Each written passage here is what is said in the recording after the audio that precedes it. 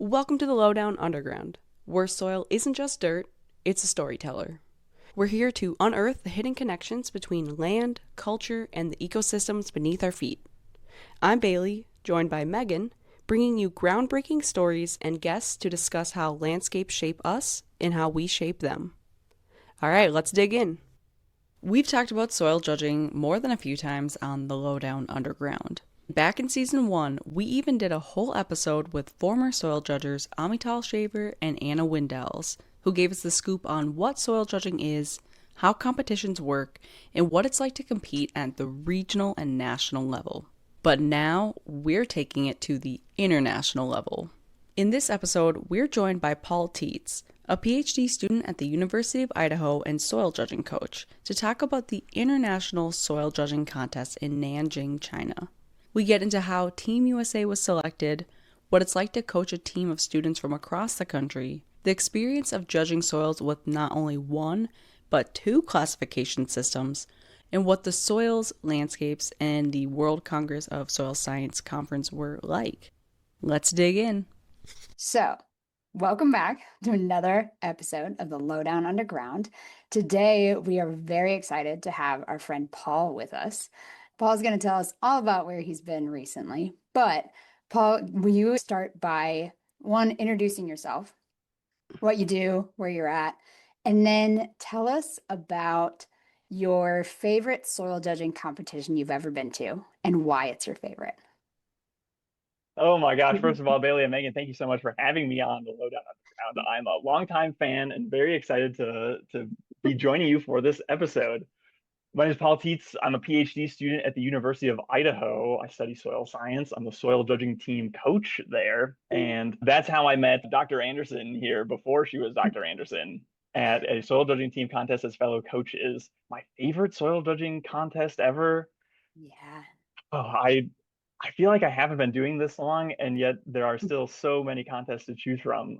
I had the distinct privilege of hosting a regional contest 2 years ago already for the Northwest region up here. That one has a very special place in my heart because it was like my own contest, but it's definitely going to be hard to beat the 2025 national contest in Stevens Point, Wisconsin, where the University of Idaho was the first place overall team. For the first time in our school history, in our region's history, we won the big soil judging trophy. So that is naturally going to be probably my favorite contest for the rest of my life. That will be a hard one to top. Yes. Yeah, it was also amazing for you guys to win, but absolutely gorgeous soils. What a cool place to be. Where was that contest? Stevens Point, Wisconsin, right in the middle of the state, the Central Sands region. We saw lots of sandy profiles, but still a good range of taxonomic classifications of textures. Weather is really the lasting memory for all the participants of that contest, I think. We had some beautiful spring Wisconsin weather for the whole week of practice, but then on Thursday, individual contest day, oh man, cold and rainy. Yeah, the write in the rain paper was disintegrating. Not exactly writing. Yeah, you can only imagine. And I remember the pit face collapsed right away. One of them did, at least within the first 10 minutes, and they were like, well, I guess we will adapt. So that was kind of crazy to see that. But that's like semi-home turf for you, Paul, right? Didn't your undergrad was UW River Falls? Indeed, I did. I grew up in Wisconsin and did my undergrad at the University of Wisconsin in River Falls. Sweet. Very cool.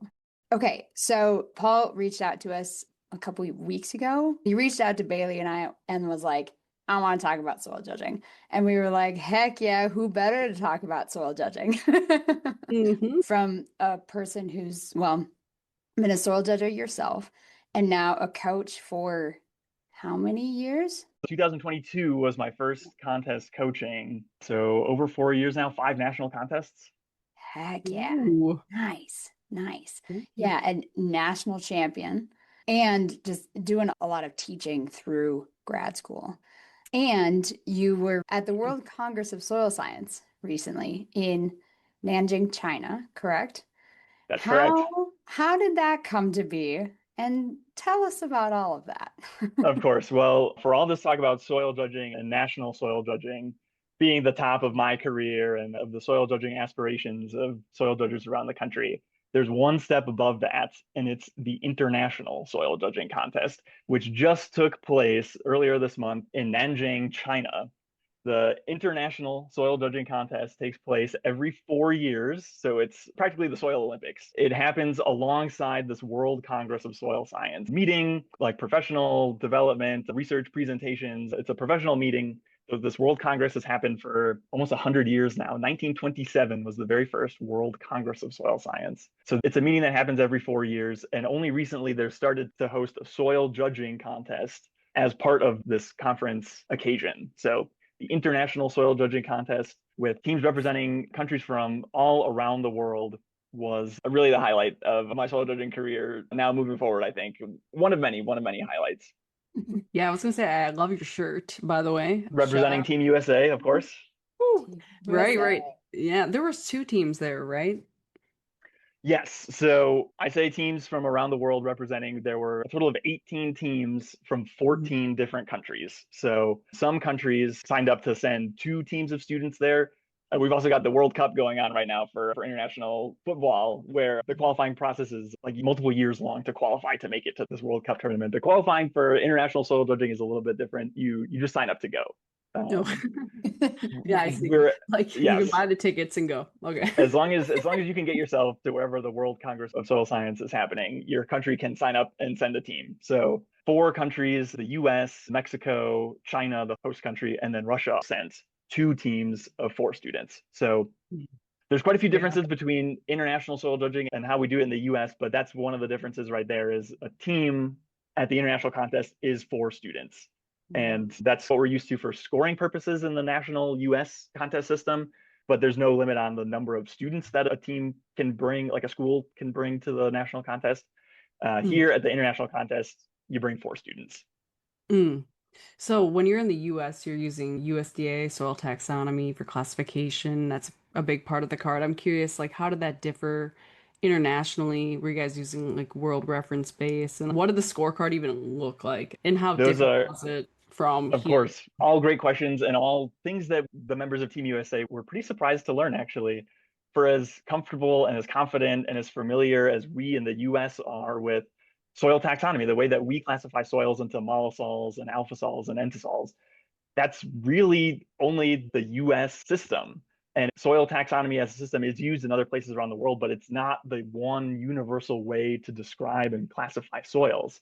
And that also extends to the way that we label horizons.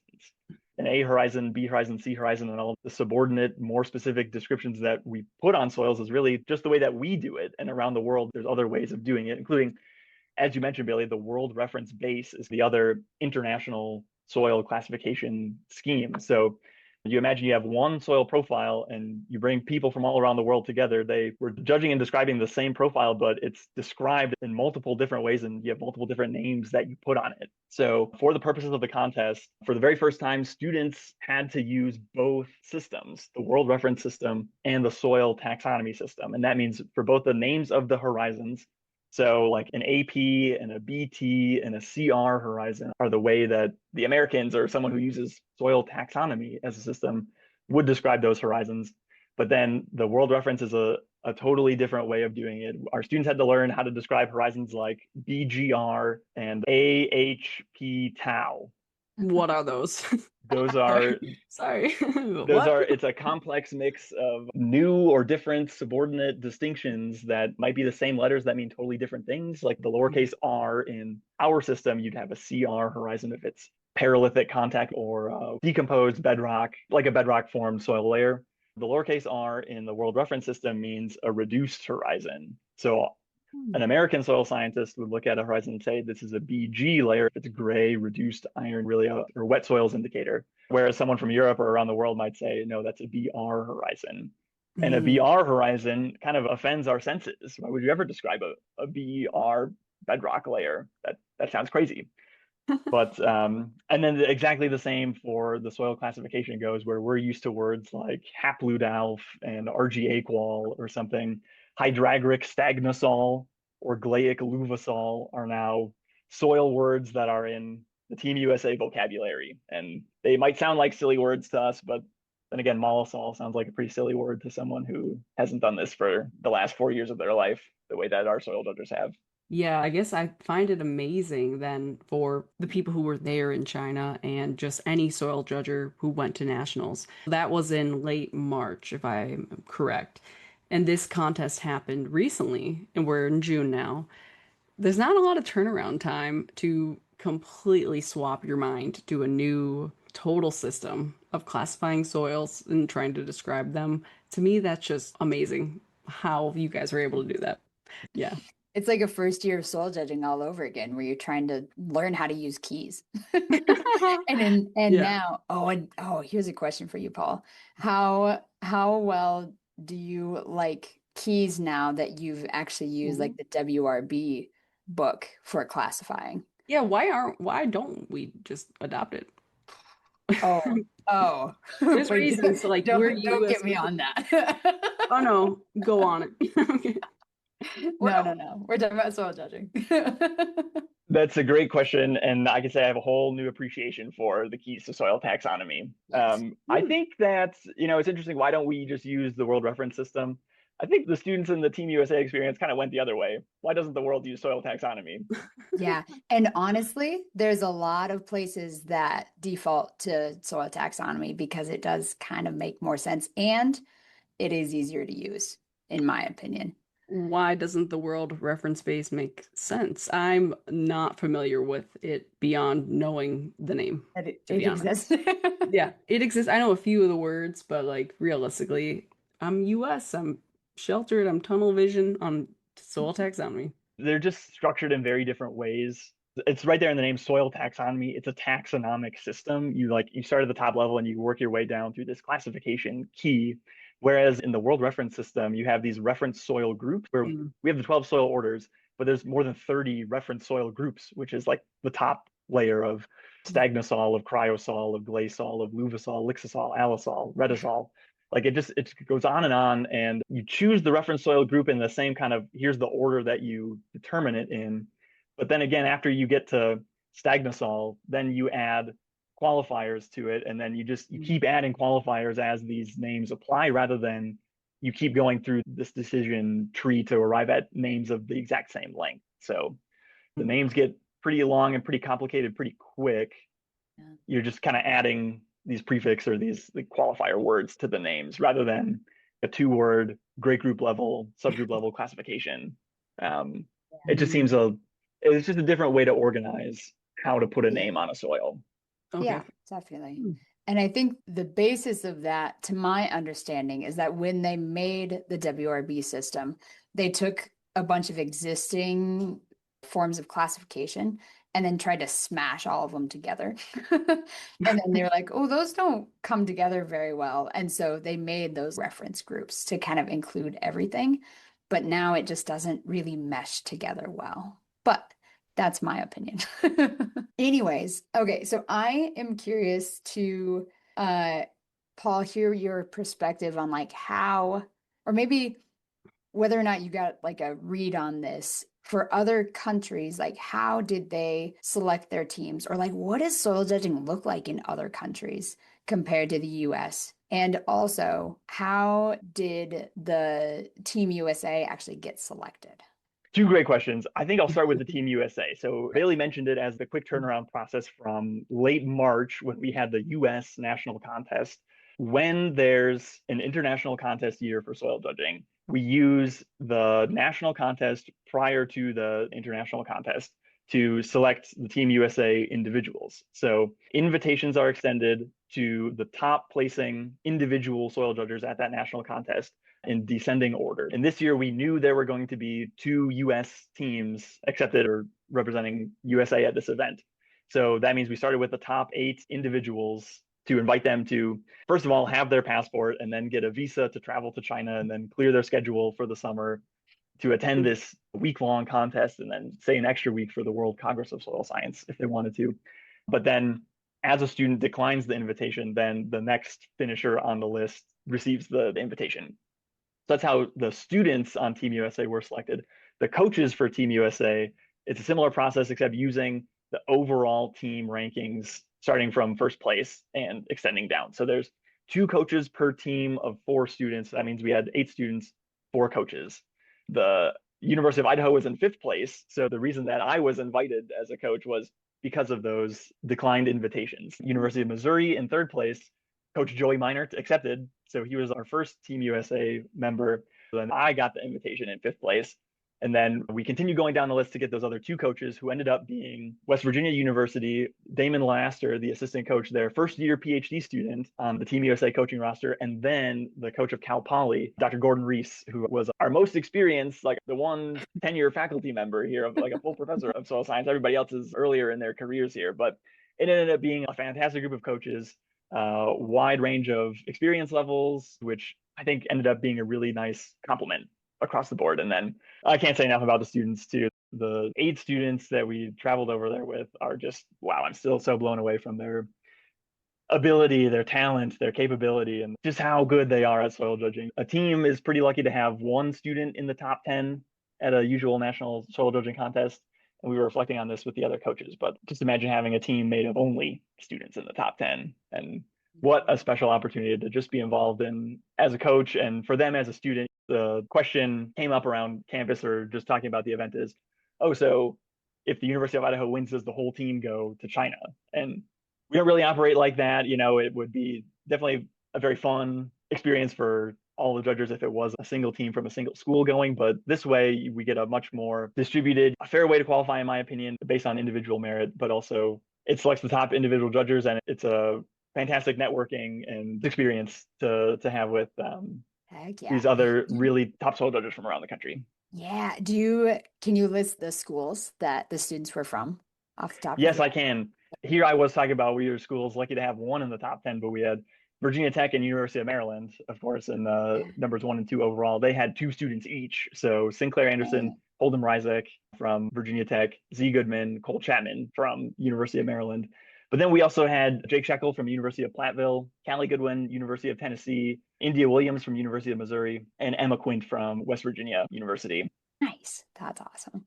Yeah, Paul, I have to say, first off, amazing opportunity. That's so cool to have the opportunity to go visit China and see the soils. That seems like a dream come true. So thank you to those coaches that said no. Side question, did you have to pay for this yourself? Like, we can delete this. We're not going to include this, don't worry. I'm just No, curious, how did this get funded? you should absolutely include this because it was the Soil Science Society of America and the Agronomic Science Foundation that covered travel for coaches and students. They made this opportunity possible regardless of whether a student can pay to be there. So we wanted the top soil judges from around the country, and the ASF made it happen. Oh, that's so cool. Oh my So gosh. we're very grateful for the support of Agronomic Science Foundation and the Tri-Societies as a whole. Well, I think it could be worth it. Yeah, what was the, well, we'll get there, but what was the soil like in China? Tell us some of the highlights and things that you got to see, because I've never been there and I've definitely never seen the soils there. Absolutely. The soils of China were different in a way that I hadn't really expected before getting there. And that's because of the incredible land use history that a place like China has. Like multiple thousands of years of settlements and of agriculture and of growing rice. This was a point that we made at the University of Idaho team getting ready to go to North Carolina was think about how much longer the land use history is here. There might be a farm field's 100, 120 years old, maybe in our part of the world in the Northwest, but go to North Carolina and you might have 300 or 400 years of agriculture. Forget about that. It's 2,000 years in China. And the terraces too. You think about these terraces along the mountainsides, you can farm rice everywhere. We weren't in quite dramatic of a landscape as those terraces are, but we still saw these human-made, human-influenced terraces where you remove soil from the uphill side, deposit it on the downhill side. And what does that do to the profile? You have a lot of human transported materials, which were a pretty prominent feature and concept for us to learn while we were judging there. Lots of iron, lots of moisture in the soil. We went there in the wet season. They usually get a lot of rain in June. So we came prepared with these really fancy Team USA soil judging rain jackets and never used them once because it didn't rain on us. But we could still tell in the soil just how wet these landscapes are because of these redox features that they had, the concentrations and the depletions, as we would call them. In the WRB system, they're oxymorphic and reductomorphic features. Oh. And those also happen to be yet another difference between the two systems is WRB places a much stronger emphasis on these reductomorphic features because of what it says about the saturation dynamics in the soil profile, whether the water's coming from the top down and staying in the soil layer, or if it's saturating from the bottom up in a soil layer based on where these redox features are within aggregates. So the US soil judges, if you've described redox features in a contest, it's probably a yes or no if the concentrations or depletions are present. Maybe you had to do if there's few, common, or many of them. The redox features at the international contest were 5 separate boxes on the morphology section. We had to figure out how to describe the locations. So whether they're inside the aggregates as masses and concretions, or if they're outside the aggregates on aggregate walls or biopores or hypocoats. These are all things they had to learn. And then also estimate the percent coverage on the outside of the aggregate, and then the percent coverage total. And that's just for the concentrations. Same thing for the redox features, the locations inside the aggregates, outside the aggregates, on the biopores or throughout the matrix, and then the percent coverage too. So 5 separate redox features. We told the students that were there that despite their frustrations and having to learn this really specific way of describing soil that we never even really thought of before, that in our opinion as coaches, this was like graduate level study of the redoxamorphic soil morphology and how to interpret these really fine details and then apply it to the classification too. But this is, they were doing PhD level soil feature description. The soils of China happen to be a great place to study those redox features because of the variety of expressions of it, and then just the amount of moisture and the amount of iron that help them show up. Yeah, can I actually quickly show a map of where you guys were? Thinking like you guys were, I don't know how many miles it is to the ocean, but kind of neat. Yes. Yeah. So Nanjing, especially for the listeners here, Nanjing is kind of along the coast of China, roughly in the middle. If you know where Shanghai is, it's very close to Shanghai. That's where some of us flew in and out of, and then about an hour and a half train ride inland. So not necessarily on the coast, but also not in the middle of the highland of China. It's a prominent agricultural region. It's along the Yangtze River and really the center of Chinese agriculture and also academics, as we learned. The Institute of Soil Science of the Chinese Academy of Sciences calls Nanjing home. Oh, so being along the river, there wasn't a lot of topography, or did you guys end up going further away from the river and actually seeing a little bit more topography? There was a little bit of topography. A lot of the landforms that we ended up describing, or what was most of interest landform wise, was whether it was anthropogenic. So on like a farm field terrace or something like that. We did have, I think, 2 pits in the broad, large scale Yangtze River floodplain. We were still pretty far away from it, but it's a huge river even at that point inland. So we had these 2 floodplain pits that were a little bit sandy. I think we were in sandy loam. Maybe one of them was sandy clay loam. The other pits, though, wow, silt from top to bottom, silt and clay. It was less than maybe 5% clay at the most. So very smooth textures at all the other pits that we looked at. Could be loess, could be kind of reworked loess or alluvium, but also a lot of that human transported material of silt, silty clay loam, silty clay. I feel like I've seen a ton of papers on loess coming from China. Like there's tons of things coming out about that. I have a question for you, Paul, which is the contest. They released little things on Instagram and LinkedIn, like, hey, here's the teams that are coming. What I noticed was from a lot of other countries, they had PhD students as soil judges. You're a PhD student, you're a coach. I'm just wondering, why is there that difference when USA brought only undergraduates versus some of these other teams? They had grad students as judges. The international contest is open to all students, undergraduate or graduate. And that's exactly the case for a lot of other teams. They bring their graduate students. And some of the reasons for that are that the students in these other countries really only get interested in soil science only after they're a graduate student.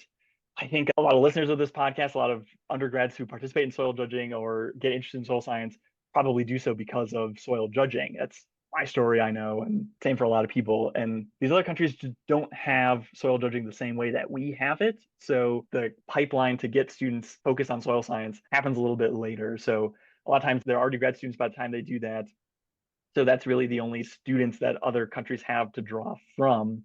And it speaks to another way that other countries select their teams too, is we have this really rigorous selection process in the US because of the National Soil Judging Contest, but not all countries have a similar soil judging infrastructure that we do. In fact, the US is far and away alone in the undergraduate soil judging competition that we have.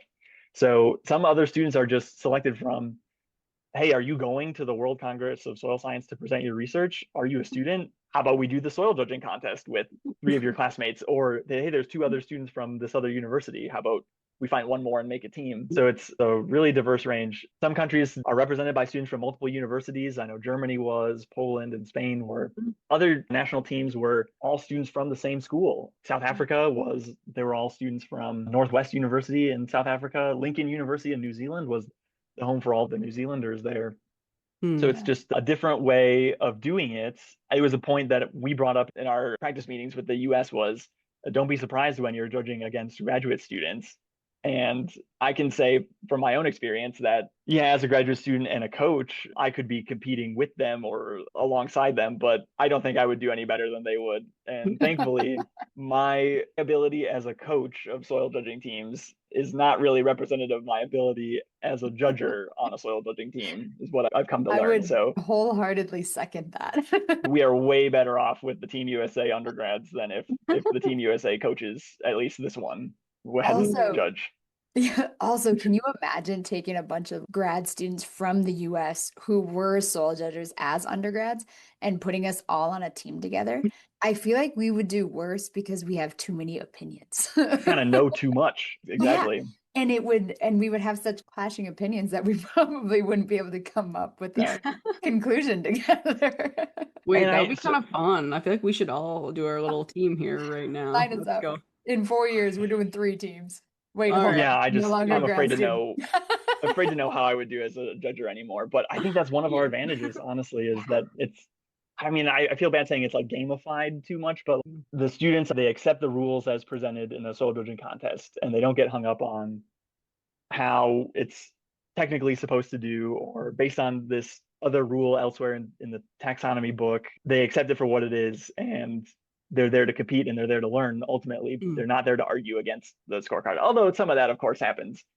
Yeah, I was going to ask, was there a coaches meeting and did it get heated? I mean, you guys would be speaking in different languages or what? Do you know Chinese or Mandarin or whatever language? That was the other really remarkable thing, was everything was English. And I feel very guilty as the primary English speaker, and like the whole world has catered to us, but all the presentations to the students and the instruction at the soil pits and the coaches meeting too, is all English across the board.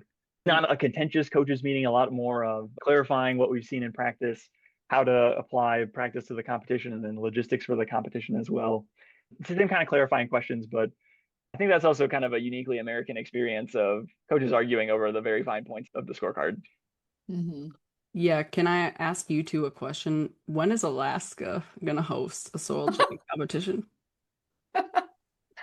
Just saying, like they have a professor.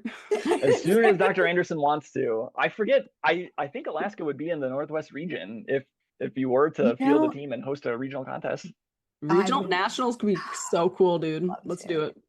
I don't know how realistic it is, but I would, put it on the 10-year plan. Megan, fly me up. You and me, we'll put on the world's best competition. People will be excited. What I can't figure out is how to, have a pit for a gelosol. It'd be open for a full 3 minutes. It'd be like I'd be digging it, and then you like got to get in it immediately, and then. I trust Paul to figure that one out. Paul, what's the answer? Oh goodness. Well, I think there is an answer out there somewhere, because Alaska is the host of the next World Reference Base soil description or classification field trip. Mm-hmm. Happening this summer. I'd be surprised if Dr. Anderson wasn't going to be involved with that. Yeah, I was gonna say I'll be there. The one that's coming up in July. Yep.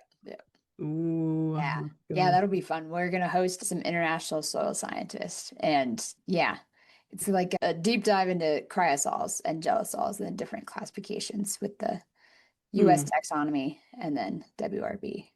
Should be fun. Yeah, it sounds amazing. I mean, have you thought about hosting the competition in January? It's already frozen outside. And it's like -50. Do you want to go? Perfect. Gelosol gonna stay frozen. That's soil judging in the dark too, I think is what that means. Yeah. Okay, fine. Right. Let's Out there not with do the it. headlamps. Yeah. Good luck with color.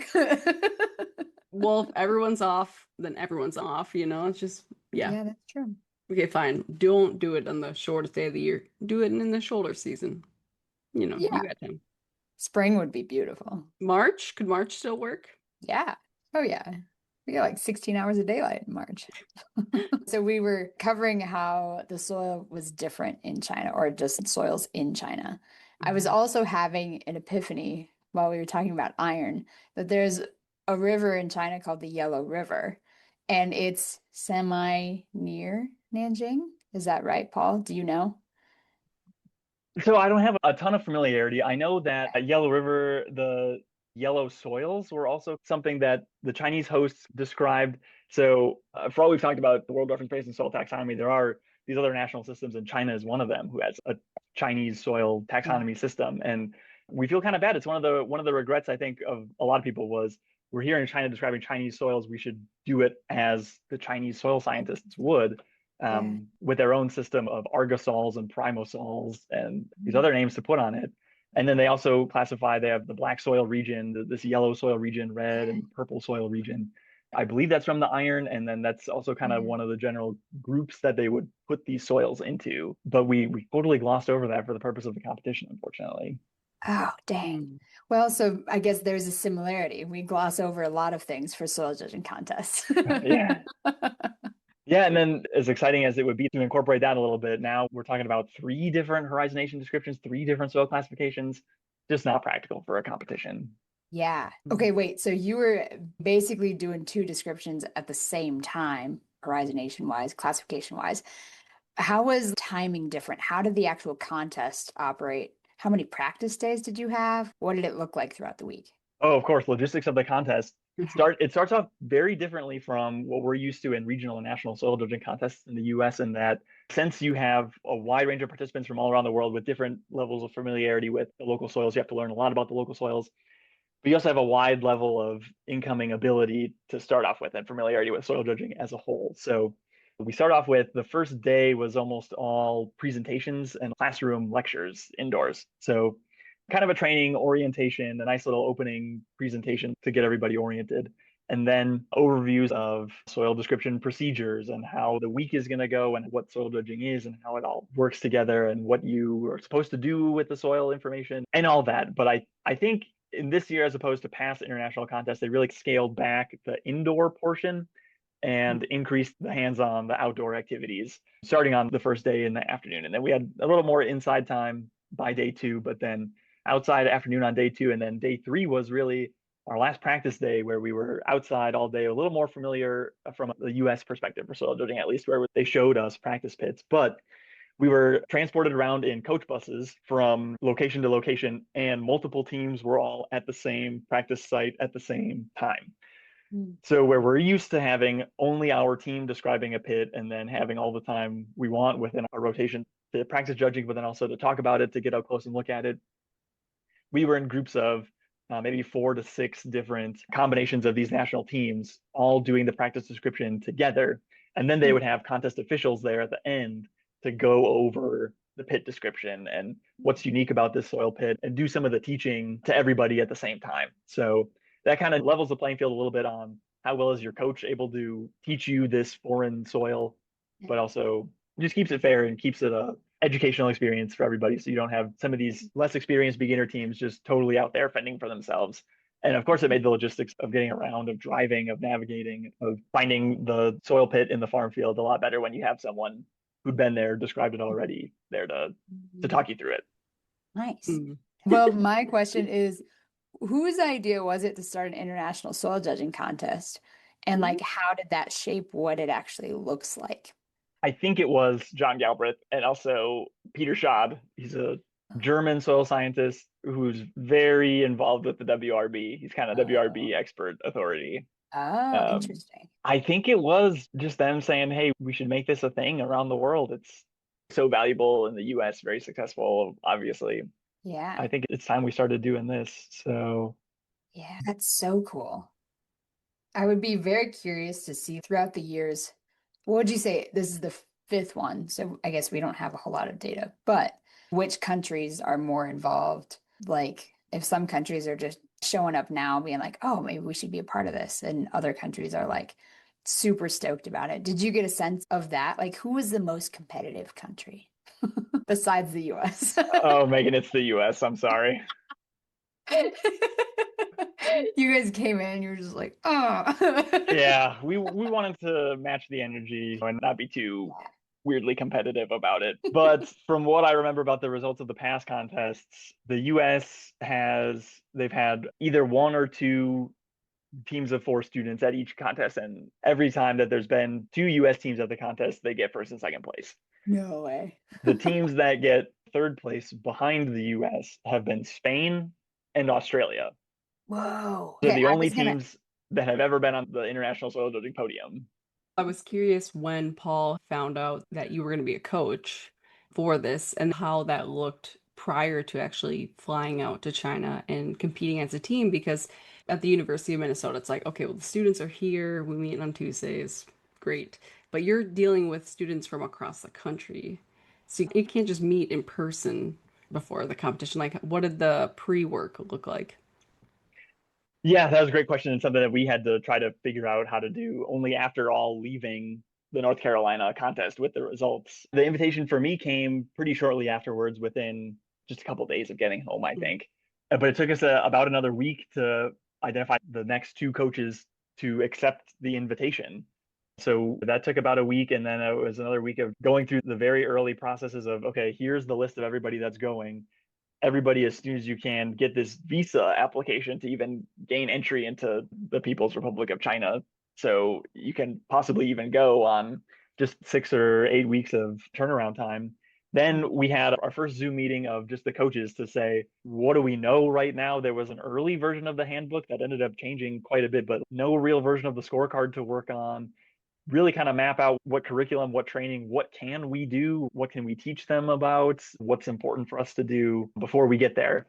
So we had one preseason meeting for just the coaches, and then it was mid-April, April 21st, when we had our first meeting with the students, just in time to have 6 of these 1 hour long Zoom meetings to try to get to know each other a little bit, try to get to know the WRB system. We kind of knew that would be a big barrier, or at least the biggest priority of something that we can learn, start to wrap our heads around here before we actually know what reference soil groups, what qualifiers we're going to need specifically to know for the scorecard purposes. We tried to do our best with remote Zoom soil judging practices. Thankfully, these are the best judgers, the best texturers in the country. So they're okay going a month or so without getting their hands dirty on texture samples to stay calibrated. They were definitely fine with that. But then, yeah, to figure out everything else, the logistics of traveling halfway around the world and what Team USA memorabilia and apparel we wanted to do, and try to plan all that. And at the same time, these students were taking final exams and graduating and moving out of their apartments, and just really impressive how they still found time to do the homework assignments that we gave them and log in on a weekly basis for a Zoom meeting and do what kind of preparation that we could to get us ready for soil judging in China. But you guys had to design the fits, like yourself? Yeah, we did. This was Emma. The back of the shirt is the Oh, it's the lower 48, unless Alaska made it on there. No, I don't. Yes, it I, did. It's very no, I little. did. Yeah. Right there. You can see it right there with a Alaska. soil profile on it. Heck yeah. Oh, cool. So Is it the, cryoturbated? I bet it would be. I bet it would be. Nice. Fun. Love it. Wow, that Very is cool. wild. Why don't you tell us what were the contest results? The We big gave reveal them now, away. the final contest results. The history of soil judging is definitely the United States. Every year that the United States participates, whether it's 1 or 2 teams, they are the top 1 or 2 teams. And for the first time, Germany placed third Ooh. in the overall rankings. So Germany won the group judging contest of 2 group judging pits, and then got third place behind the 2 USA teams. We call them Team Stars and Team Stripes. We didn't really have an A team and a B team the way that the students were split up. Other countries kind of did, where there was maybe a little competitive between the 2 teams from Mexico or the 2 teams from Russia, where one kind of expected to beat the other one. Wasn't the case for us. But on the individual side, Holden Reisig from Virginia Tech was the top individual soil judger champion of the world, followed by the next 4 places were all from the United States. It was Jake second place, Callie third place, and Z in fifth place. So the top finisher, not from the United States, was Jackie Lee from Team China, and then Jules from Germany in sixth place, followed by two more Americans in Cole and Sinclair. So what does that make? Six of the top eight soil judges in the world were all from America. Dang, That's nice. wild.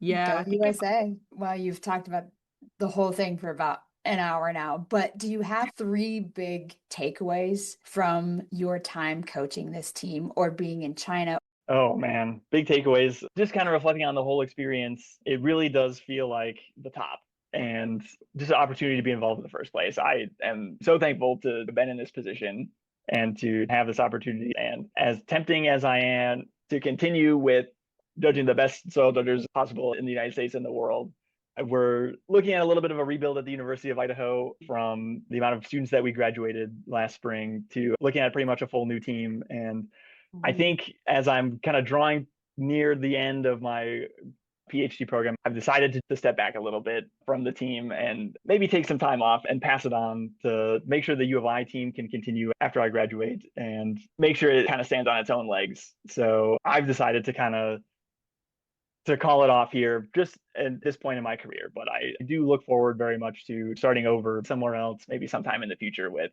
students from the ground up now, the way that these other countries have.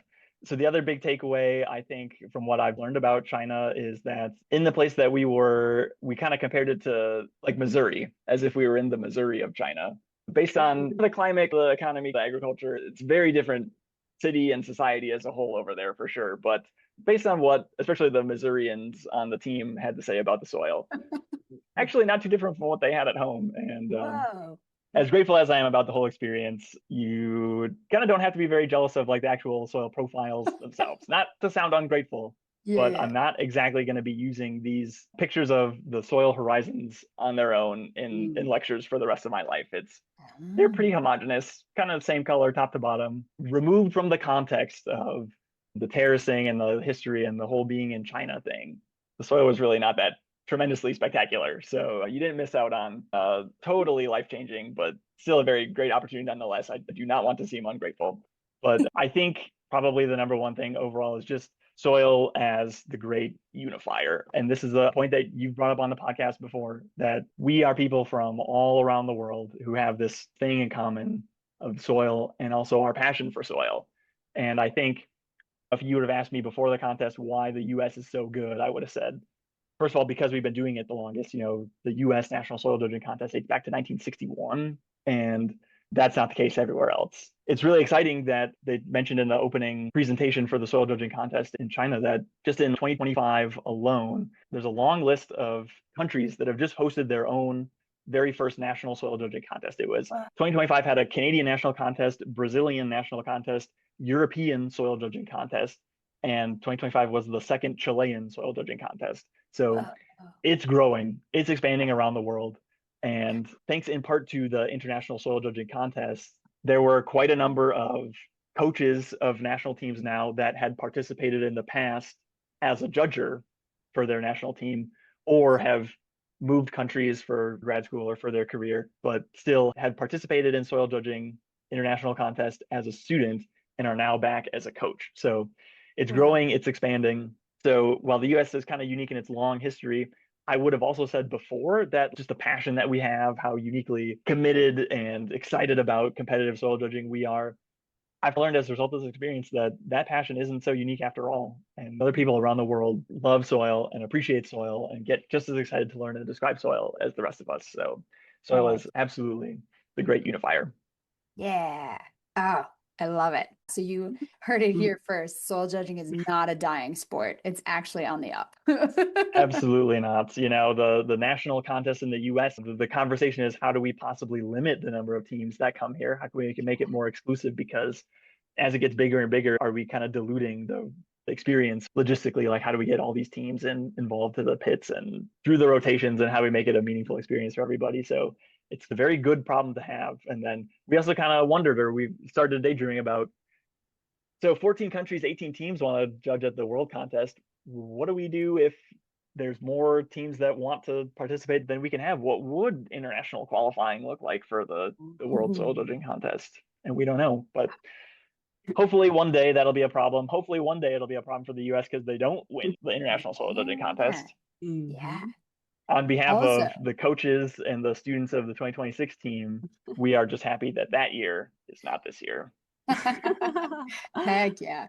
Also, petition to put soil judging in the actual Olympics. That's when we know we've made it. So I can tell you they had a medal ceremony, a medal presentation ceremony afterwards. We've got gold, silver, and bronze medals for soil judging here at home and around the world for the individuals, for the teams, and the overall. So nice. They got their medals. Sweet. That's cool. Oh, That's man. very cool. Nice. Okay, do we want to talk about the actual World Congress itself? Yes. Post soil judging contest. You want to give a brief overview of that? Absolutely. It was a really fun conference presentations experience, very enriching personally, professionally, scientifically. You imagine listeners who have been to the Soil Science Society of America annual conference will know it happens alongside the Agronomy Society of America and the Crop Science Society of America. It's usually like 3,000 or 4,000 people there attending the Tri-Societies conference. The World Congress of Soil Science was about the same size as that, between 3,000 and 4,000 people, but they were all soil scientists. So that was a little different of an experience, but overall, just a very similar feeling. All the presentations were in English, though. Once again, really impressive. These researchers from other countries who are doing their graduate programs or their day-to-day lives in science in their native language. But when you attend an international meeting like this, the language of science and the publishing language, of course, is in English. So really impressive for them to do that. Really impressive of the Team USA undergraduate students who stayed to come to the World Congress meeting, having never been to any kind of professional meeting of any kind, really. Here they were at the World Congress of Soil Science for the very first time, listening to these scientific talks and seeing what it's like at the leading edge of research and what it means to be a pedologist, a soil scientist, you name it. Yeah. Ah, that's so cool.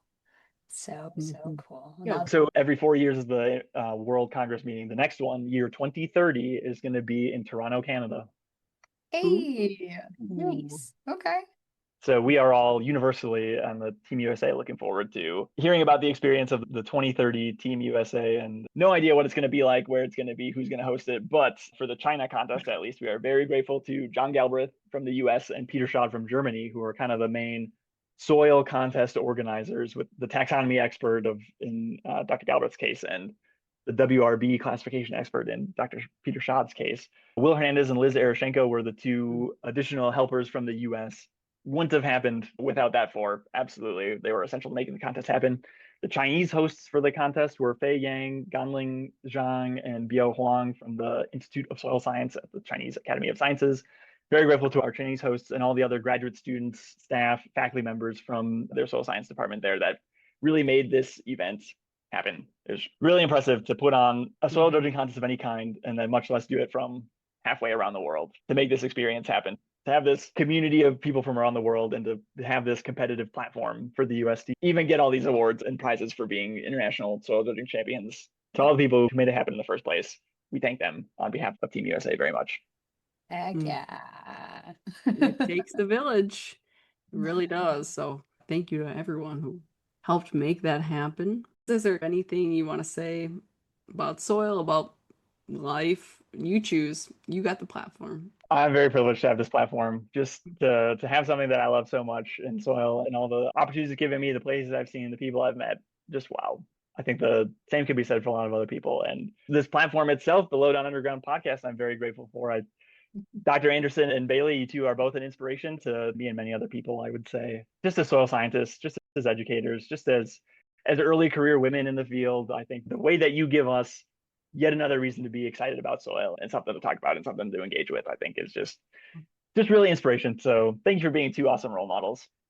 Oh, well, thank you. I don't know how much we deserve that, but we're both blushing right now. So I know, like, wait, the look. Yeah. We just love having soil related conversations with cool people. So Paul, thank you so much for being one of the coolest people we know. And one of the podcast's biggest supporters. I feel like you've been a supporter since day one. So probably pre-day one. Well, catch you next time on the Lowdown Underground. Deuces. Deuces. Deuces. Bye. Huge thanks to Paul for joining us and giving us a behind-the-scenes look at international soil judging. From national championships to Nanjing, China, this episode was such a fun reminder that soil science can take you to some pretty incredible places. Toward the end, Paul brings up something we've talked about on this podcast before. Soils are unifiers and connectors. Whether you're looking at soils in Idaho, Alaska, Minnesota, or halfway across the world, the landscapes, languages, and classification systems may change, but there's something powerful about sharing the same curiosity, wonder, and care for soil. That's a wrap for this episode of the Lowdown Underground. If you enjoyed it, share it with a soil enthusiast or a friend who is soon to become a soil enthusiast. Until next time, keep digging into the soils and the landscapes around you.